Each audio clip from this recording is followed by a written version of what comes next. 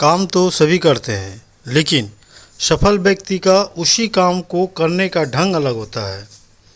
Hello दोस्त, मैं M.K. Jaiswal अपने YouTube channel Jaiswal study centre में आप सबका एक बार फिर से स्वागत करता हूं।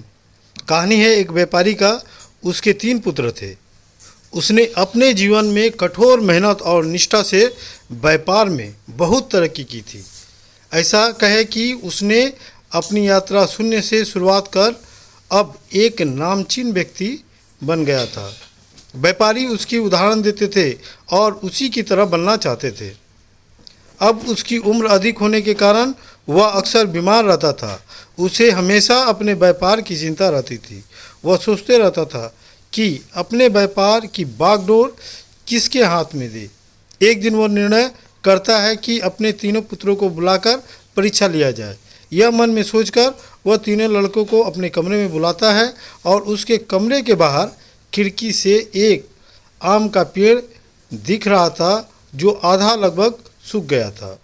उसने पहले लड़के से पूछा, बेटा, आजकल मैं बीमार रहने के कारण मुझे आँख से कम दिखाई देती है, इसलिए ज़रा तुम देखकर बतलाना कि वह किसका पेड़ है। पहला लड़का कहता है, वह आम का सूखा पेड़ है जो कुछ दिन बाद सूख जाएगा। और दूसरा लड़का से जब व्यापारी पूछता है तो वह लड़का भी लगभग उसी तरह का जवाब देता है। छोटा लड़का से जब यह प्रश्न पूछा जाता है तो तीसरा लड़का कहता है कि यह एक आम का पेड़ है जो बीमार है। अगर इसका इलाज किया जाए और देख रेख किया जाए तो यह पहले जैसा हरा भरा हो जाएगा और इस पेड़ पर फिर से ढेर सारे आम लगेंगे और यह एक आम देने वाला पौधा बन जाएगा। यह सुनकर व्यापारी मुस्कुराता है। अब तीनों लड़कों के हाथ में वह 10-10 रुपये का नोट रख देता है और 3 कमरे का चाबी देता है। कहता है कि आज मैं तीनों के कमरे में जाकर देखूंगा कि 10-10 रुपये से किसने अधिक सामान खरीदकर कमरे को भरा है। जिसका कमरा अधिक भरा होगा उसे मैं अपने जीवन का सबसे बड़ा इनाम दूंगा। याद रखना, मैं अपने जीवन का सबसे बड़ा इनाम दूंगा। इस बात पर तीनों भाई आपस में बातचीत करते हैं और चल देते हैं। बड़ा लड़का जाता है और उसके समझ में आता है कि घास भूसा 10 रुपये में अधिक मिलेंगे, इसलिए 10 रुपये का घास भूसा भर खरीद कर कमरे में रख देता है, लेकिन फिर भी कमरा नहीं भरता है। दूसरा लड़का 10 रुपये का एक चाकू खरीदता है और जंगल में जाकर घास भूस काट कर ले आकर घर में भर देता है, लेकिन फिर भी कमरा नहीं भरता है। वही तीसरा लड़का घर में एक दीपक, तेल और माचिस लाकर जलाकर अपने पिता का इंतज़ार करता है।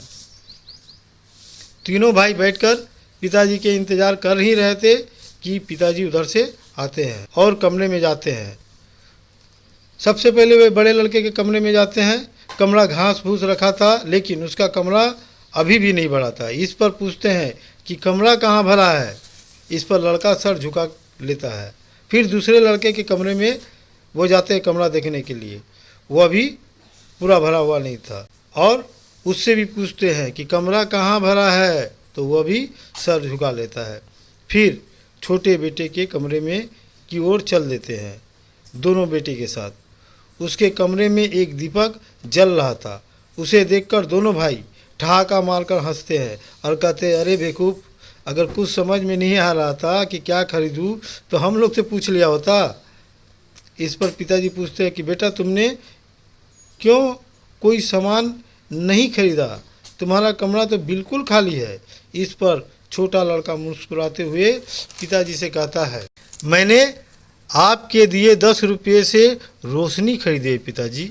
आप ध्यान से देखिए, रोशनी से पूरा घर कमरा भर गया है। यह सुनकर उनके पिता मुस्कुराते हैं और अपने व्यापार की सारी जिम्मेवारी अपने छोटे बेटे को दे देते हैं।